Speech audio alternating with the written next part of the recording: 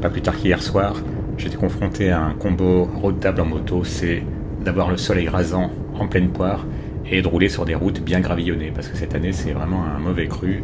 Les routes gravillonnées sur les départementales près de chez moi, il y en a beaucoup. Dites-moi en commentaire d'ailleurs si c'est le cas près de chez vous, si c'est une nouvelle mode qui se généralise. L'algorithme de YouTube m'a conduit, miraculeusement, sur une vidéo qui parle de sécurité de pilotage, sans se prendre au sérieux en plus. Et cette vidéo a été faite par un motard qui est expert de la glisse, aventurier. Bon, il aime prendre des risques, il aime la liberté, donc c'est vraiment un gars intéressant à suivre, que vous connaissez probablement, c'est Lolo Cochet.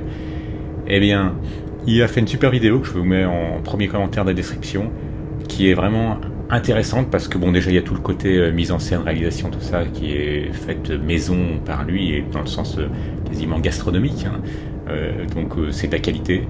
Et en plus, il y a beaucoup de choses sur la façon de lire la route et ses défauts, sur la façon de réagir concrètement quand arrivent des problèmes, que ce soit des gravillons, une route qui subitement a des portions très mouillées, par exemple en sortie de virage, ou beaucoup de cas concrets.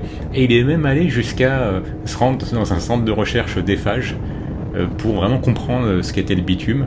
Donc c'est près de Lyon, à Corba. Alors, je vous précise, on ne dit pas le S, ça énerve les gens du coin. Tout comme on ne dit pas le X dans Chamonix.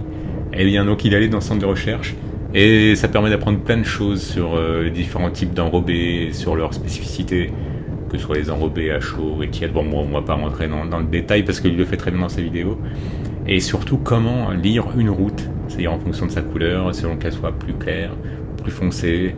Est-ce que vous, a priori, vous pensez qu'une route plus claire aura plus de grip, ou qu'une route plus foncée, ou inversement?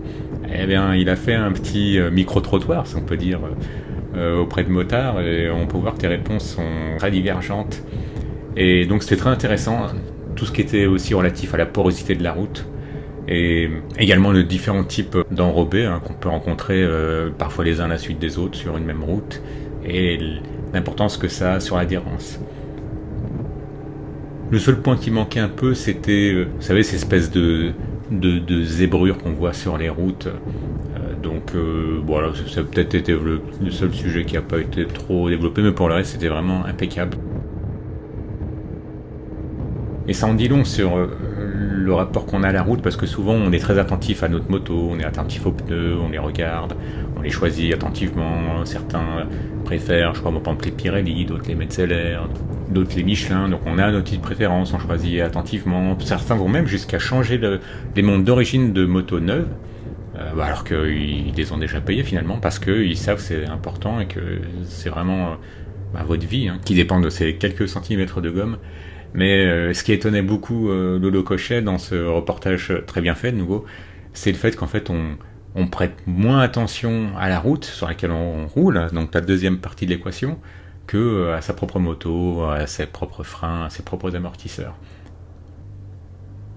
Donc si vous avez quelques minutes à consacrer à un reportage notamment qui se passe notamment dans un laboratoire Eiffage, ou carrément des valeurs de coefficient de frottement pour savoir quel est le meilleur grip qu'on obtient sur différents types de bitume vous intéresse, eh bien je vous renvoie vers la vidéo en question. Alors est-ce que vous êtes du genre à lire la route tel un sioux, ou bien vous comptez davantage sur votre moto, sur vos pneus, sur l'état de vos pneus?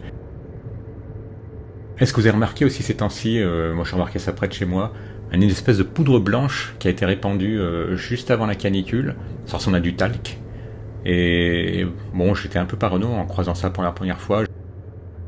Je me suis arrêté pour frotter avec mes bottes le sol, voir si c'était glissant ou pas. Ça ressemble vraiment à du talc, je sais pas ce que c'est de la chaux ou pas, j'en sais rien. Si vous savez, n'hésitez pas à lire en commentaire. Et bien, si vous avez aimé, abonnez-vous si ce n'est déjà fait, et à bientôt